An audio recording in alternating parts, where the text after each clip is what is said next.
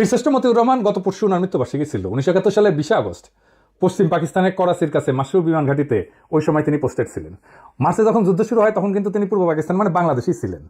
উনি তখন এইখানে ছুটিতে ছিলেন, যখন জয়েন করেন নাই যুদ্ধে। পরে যখন পাকিস্তান এপ্রিল মে মাসের মধ্যে মোটামুটি সামরিক বাহিনী, পাকিস্তানি সামরিক বাহিনী কন্ট্রোল প্রতিষ্ঠা করে, তখন মতিউর রহমান পশ্চিম পাকিস্তান নিজের ইউনিটে চাকরিতে ফিরে যায়। সেইখানে তাকে ইনস্ট্রাক্টর হিসেবে পোস্টিং দেওয়া হয়। তিনি তরুণ পাইলটদেরকে বিমান চালানো শিখাইতেন। পরে 20 আগস্ট উনি একজন তরুণ পাকিস্তানি ট্রেনি পাইলট, যার নাম ছিল রশিদ মিনাজ, বীরশ্রেষ্ঠ মতিউর রহমানের ইনস্ট্রাক্টর ছিলেন।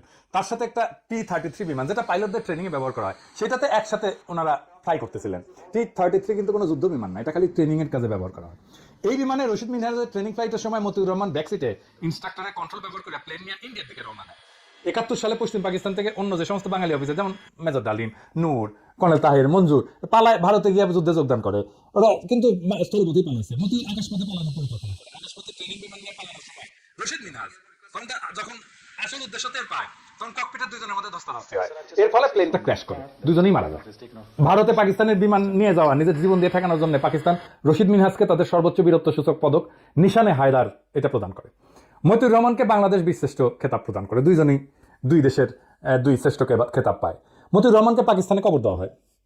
2006 সালে বেগম খালেদা জিয়ার অনুরোধে পাকিস্তান মতিউর রহমানের মৃতদেহ বাংলাদেশকে হস্তান্তর করে এবং তার মৃতদেহ এনে দেশে মিরপুরে শহীদ বুদ্ধিজীবী কবরস্থানে দাফন করা হয়।